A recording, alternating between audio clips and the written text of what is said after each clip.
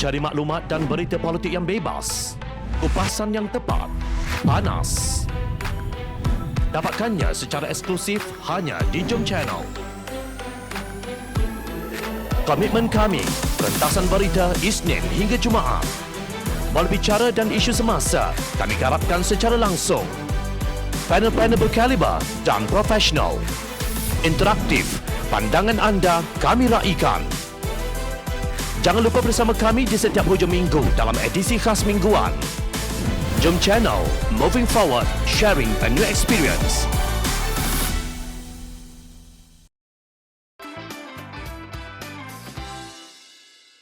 Kabinet XXXL 2.0, Kabinet Kitar Semula. Setelah dipalit dengan pelbagai gosip, spekulasi, teka-teki dan berjenis persoalan, akhirnya hari ini terjawab sudah barisan jemaah menteri Kabinet Baharu Kerajaan Malaysia.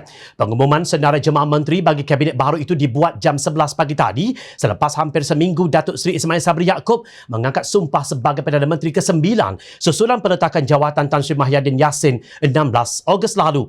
Kelihatannya Ismail Sabri mengikut jejak bekas ketuanya dalam Kerajaan Perikatan Nasional Tan Sri Mahyadin Mat Yassin dengan tidak mewujudkan jawatan timbalan Perdana Menteri.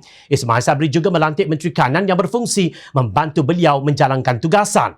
Kesemua barisan kabinet tersebut diperkenankan oleh Yang di-Pertuan Agong Al-Sultan Abdullah Riayatuddin Al-Mustafa Billah Shah selepas dipersembahkan di Istana Abdul Aziz Pahang semalam. Beberapa muka lama dikekalkan dan bertukar portfolio, antaranya Menteri Kanan Perdagangan Antarabangsa dan Industri Datuk Seri Azmin Ali, Menteri Kanan Pertahanan Datuk Seri Syamudin Tun Hussein, Menteri Keuangan Senator Tengku Datuk Seri Zafrul Tengku Abdul Aziz, Menteri Kanan Kerja Raya Datuk Seri Fadilah Yusof, Menteri Kesihatan Khairi Jamaluddin Abu Bakar dan Menteri Sains Teknologi dan Inovasi Dr. Adham Baba. Kelihatan di situ beberapa nama menteri gagal sebelum ini yang masih dikekalkan dan diangkat sebagai menteri, sama ada kekal atau ditukarkan ke kementerian lain. Nama yang paling jelas adalah Menteri MITI. Siapa lagi kalau bukan Azmin Ali dan Menteri Kesihatan Dr. Adham Baba yang ditukarkan kepada Menteri Sains Teknologi dan Inovasi. Walaupun pelbagai desakan dilakukan oleh rakyat untuk mereka berdua ini meletakkan jawatan atas kegagalan menjaga kementerian masing-masing sebelum ini, nampaknya mahkota tetap di kepala mereka. Tidak mengapa, pastinya Ismail Sabri ada alasan tersendiri dalam membuat keputusan ini tanpa campur tangan sesiapa. YB Senator Datuk Dr. Muhammad Razzi Muhammad Jidin yang dikekalkan sebagai Menteri Kanan Pendidikan adalah satu contoh paling tidak boleh diterima oleh rakyat dan para ibu bapa di Malaysia. Menteri buka tutup sekolah ini ternyata gagal. Penting sangatkah dia sehingga dikekalkan dalam jawatan itu? Setahu kita sebagai rakyat marhain, tiada apa yang dibuat beliau sepanjang bergelar Menteri Pendidikan kecuali buka tutup sekolah tak tentu hala, mencipta kegagalan dan menghabiskan duit ibu bapa. Menurut Perdana Menteri, barisan Kabinet Baharu ini dipilih adalah daripada mereka yang berpengalaman, diyakini mampu bantu memulihkan ekonomi dan meningkatkan keyakinan pelabur. Sekejap, adakah anda merasakan apabila para pelabur mendengar nama Azmin Ali kekal sebagai Menteri MITI, mereka akan berlari pecut mengejar peluang untuk melabur di Malaysia? Rasanya anda semua pasti ada jawapan yang tuntas untuk persoalan ini. Dan adakah masa depan anak-anak di alam persekolahan akan terjamin dengan kekalnya Razzi Jidin sebagai Menteri Kanan Pendidikan? Juga jawapannya ada pada anda semua. Ismail Sabri juga berkata akan memastikan barisan kabinetnya komited menjayakan agenda negara melalui kerjasama rentas parti bagi memacu pemulihan ekonomi. Pembentukan kabinet satu formulasi semula berdasarkan situasi semasa demi kekal kestabilan dan letak kepentingan keluarga Malaysia.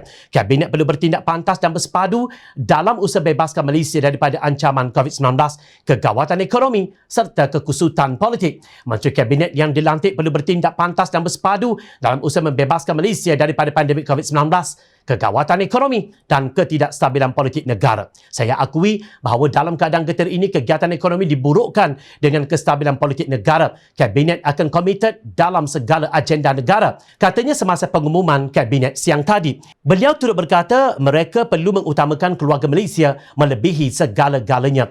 Wahai Perdana Menteri yang budiman, keluarga Malaysia atau keluarga penyokong yang diutamakan.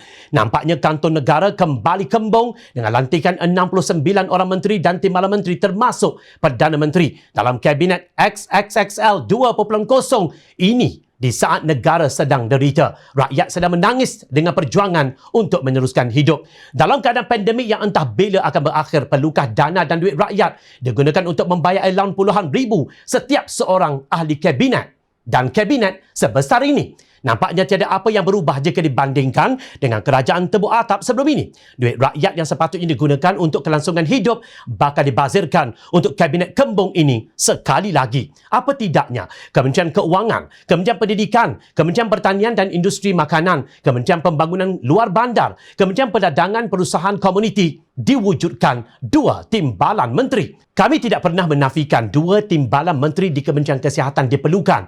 Namun apa guna dan faedahnya untuk kementerian lain di saat pandemik seperti ini? Jangan pula nanti tiba-tiba wujud jawatan duta khas sana sini yang bertaraf menteri, dan harapnya tiadalah lagi jawatan timbalan Perdana Menteri diwujudkan secara tiba-tiba demi memberi habuan kepada pihak itu dan ini. Apalagi jawatan penasihat Perdana Menteri. Tunggu punya tunggu, nampaknya rakyat dikejutkan dengan Kabinet 2.0 ciptaan para kleptokrat. Kabinet memberi habuan tetap dihidangkan kepada rakyat jelata yang sedang merana dan menderita. Kabinet ini Kabinet Kitar Semula. Nampaknya 2 kali 5, 5 kali kelubi. Ingat, rakyat sentiasa memerhati.